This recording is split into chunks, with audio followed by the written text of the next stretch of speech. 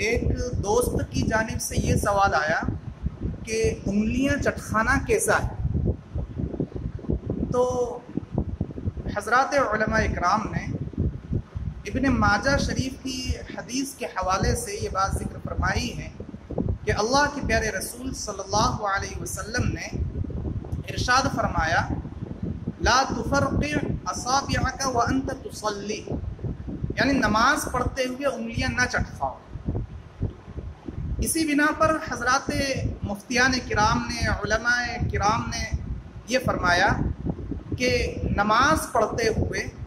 یا نماز کے لیے مسجد میں آ گئے ہیں اور نماز کے انتظار میں ہیں اور پھر اگر انگلیاں چٹخاتے ہیں تو یہ مکروہ تحریمی ہے، اور اگر مسجد کے اندر نہیں ہے، نماز میں نہیں ہے اور ویسے ہی مسجد کے باہر انگلیاں چٹخانے کی بعض لوگوں کو عادت ہو جاتی ہے تو یہ مکروہ تنزیہی ہے، ناپسندیدہ ہے، اچھی بات نہیں ہے۔ ہاں اگر انسان تھکا ہوا ہے، بہت زیادہ اسے راحت اور آرام کی ضرورت ہے اور کسی عذر کی وجہ سے اگر انگلیاں چٹخاتا ہے تو وہ ایک الگ بات ہے، وہ مکروہ نہیں کہلائے۔ دوسرا سوال ہمارے ایک دوست کی جانب سے یہ آیا کہ چھپکلی اور گرگٹ مارنا کیا یہ جائز ہے، اس میں کوئی ثواب ہے؟ تو اس کا جواب یہ ہے کہ چھپکلی اور گرگٹ یہ دراصل ایک ہی قسم سے ہیں۔ عربی زبان میں وزغ کا لفظ آیا ہے، حدیث شریف میں اللہ کے پیارے رسول صلی اللہ علیہ وسلم کا فرمان ہے کہ جو شخص وزغ، اس کا ترجمہ گرگٹ بھی ہوتا ہے اور چھپکلی بھی ہوتا ہے، ایک وار میں مار دے تو اس کے لیے اتنی نیکیاں ہیں، ایک روایت میں 100 کا تذکرہ ہے،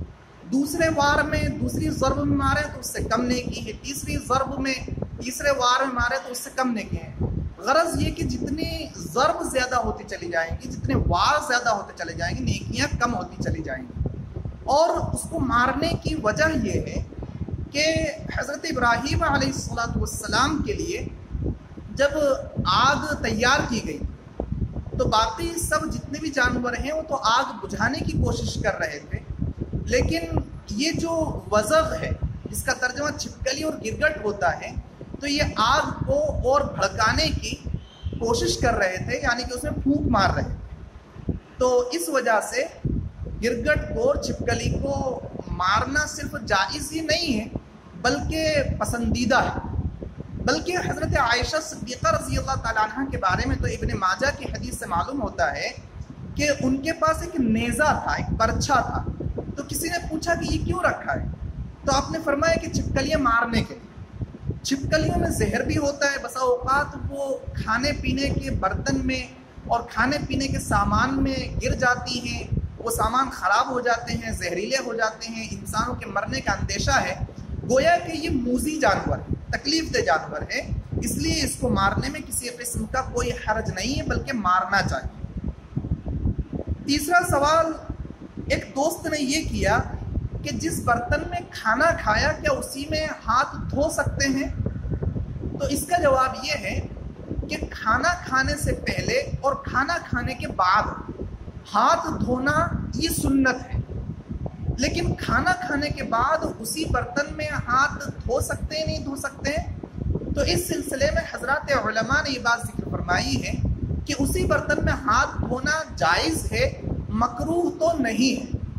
لیکن ذرا سا ادب کے خلاف معلوم ہوتا ہے، تہذیب کے خلاف معلوم ہوتا ہے، اور خاص طور سے اس وقت جب کہ 2-4 ساتھی اور ساتھ میں کھانا کھا رہے ہیں تو ذرا گھن محسوس ہو سکتی ہے۔ اس لیے اگر اس برتن میں ہاتھ نہ دھوئے جائیں تو یہ بہتر ہوگا، سلفچی میں یا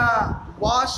بیسن میں ہاتھ دھو لیے جائیں تو یہ زیادہ بہتر ہوگا۔ تاہم اگر کوئی اسی برتن میں ہاتھ دھوتا ہے تو بھی وہ جائز ہے۔ چوتھا سوال یہ ہے جو ایک دوست نے کیا ہے کہ بعض لوگ اپنی والدہ کے وفات سے پہلے والدہ سے دودھ بخشواتے ہیں، دودھ معاف کرواتے ہیں، تو کیا دودھ معاف کروانا چاہیے اور اس طرح سے دودھ بخشوانے سے کیا دودھ بخشا جاتا ہے؟ تو اس کا جواب یہ ہے کہ والدہ کا اپنی چھوٹی اولاد کو دودھ پلانا یہ اس کا عظیم ترین احسان ہوتا ہے، اور زندگی بھر بھی اگر اولاد ماں کی خدمت کرے تو اس کا قرض ادا نہیں کر سکتی، اس کا احسان نہیں چکا سکتی۔ لیکن یہ جو طریقہ ہے کہ دودھ بخشوایا جائے، دودھ معاف کروایا جائے، یہ طریقہ شرعاً درست نہیں ہے۔ اگر بخشوانا ہی ہے، معاف کروانا ہی ہے، تو اپنی لغزشیں معاف کروائی جائیں، اپنی کوتاہیاں معاف کروائی جائیں، اور جو کچھ ان کی ذات کے بارے میں اور ان کی خدمت میں ہم سے غلطیاں کوتاہیاں ہو گئی ہیں وہ معاف کروانی چاہیے۔ پانچواں سوال ہمارے ایک دوست کی جانب سے یہ آیا ہے کہ حیض کی حالت میں، MC کی حالت میں بیوی سے ہم بستری کرنا کیا حکم رکھتا ہے؟ اس سلسلے میں قرآن کریم میں صراحتاً اللہ تبارک و تعالیٰ نے ارشاد فرمایا ہے پارہ 2 میں رکوع 12 میں